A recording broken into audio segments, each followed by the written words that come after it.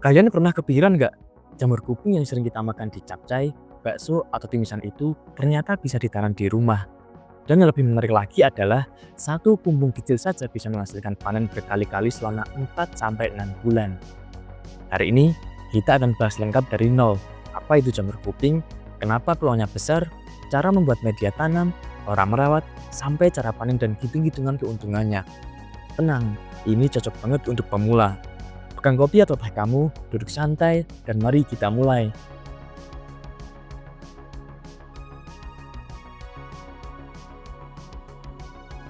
Jamur kuping memiliki nama ilmiah Aeruculaira polytricha. Di dunia internasional sering disebut wood ear mushroom atau black fungus. Jamur ini termasuk kelompok jamur kayu yang secara alami tumbuh di batang kayu lapuk, terutama di kayu keras di daerah tropis. Di Indonesia, jamur kuping sangat populer karena rasanya netral dan mudah menyerap bumbu, teksturnya kenyal dan unik, kandungan gizinya cukup baik. Menurut berbagai publikasi pangan dan hortikultura, jamur kuping mengandung serat tinggi, protein nabati, zat besi, antioksidan, dan polisakarida yang berperan dalam sistem imun. Budidaya jamur kuping juga bisa lama dikembangkan di Asia, terutama di China, Thailand, dan Indonesia. China sendiri merupakan produser jamur kuping terbesar di dunia, artinya pasarnya sudah terbukti sangat luas. Ada beberapa alasan kuat kenapa jamur kuping menarik untuk dibudidayakan. Yang pertama, tidak butuh lahan luas, karena bisa dilakukan di gudang kecil, kamar kosong, rak bertingkat, bahkan skala rumahan. Lalu yang kedua, tidak perlu sinar matahari langsung, karena jamur kuping justru lebih suka kondisi lembab dan teduh. Lalu yang ketiga, bisa panen berkali-kali, karena satu backlog bisa dipanen 4-8 kali flush atau gelombang panen.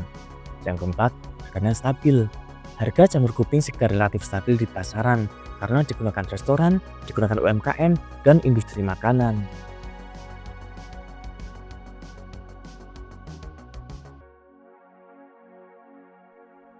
Budidaya modern biasanya menggunakan metode backlog. Apa itu backlog?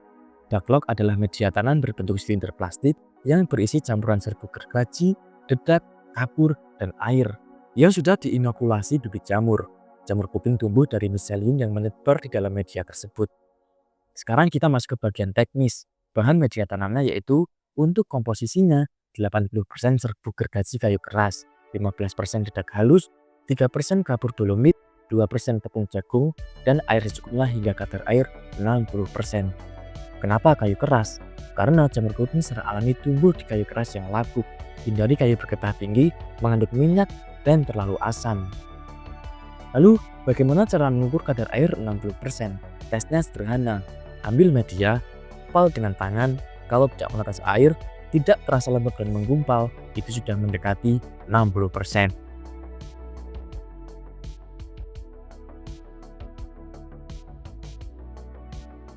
Ini tahap paling krusial. Media harus disterilisasi agar bakteri mati, jamur liar mati, kontaminasi berkurang.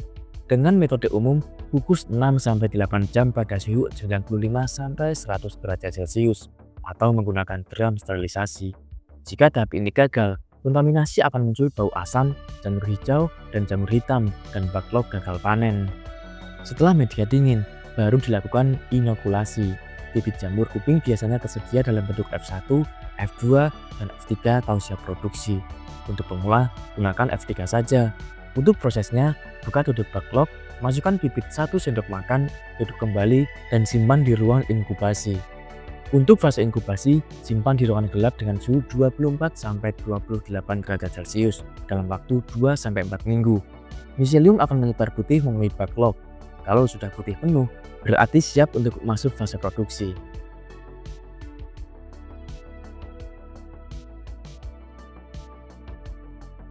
Kumbung adalah rumah jamur. Syarat idealnya adalah suhu 22-30 derajat Celcius dengan kelembapan 70-90%, sirkulasi udara baik, tidak terkena sinar matahari langsung. Dinding bisa dibuat dari bambu, paranet, dan triplek, yang penting lembab dan teduh. Lalu selanjutnya, kita masuk ke perawatan jamur kuping. Ini yang sering bikin gagal kalau salah. Penyiraman dilakukan semprot kabut 2-3 kali sehari. Jangan langsung ke backlog terlalu basah. Tujuannya menjaga kelembapan udara, bukan membanjiri media. Dengan ventilasi, jamur itu butuh oksigen. Kalau terlalu pengap, jamur akan kecil atau cacat hidupnya. Selanjutnya, kita masuk ke proses tumbuhnya jamur. Setelah plastik dibuka, dalam 5-10 hari akan muncul tonjolan kecil seperti titik. Itulah calon jamur.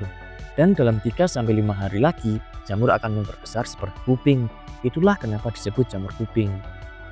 Untuk waktu panen yang tepat yaitu saat diameter 5-10 cm dengan warna coklat tua, tekstur kenyal, dan belum terlalu keras. Untuk cara panennya, putar perlahan sampai lepas, jangan dicabut kasar.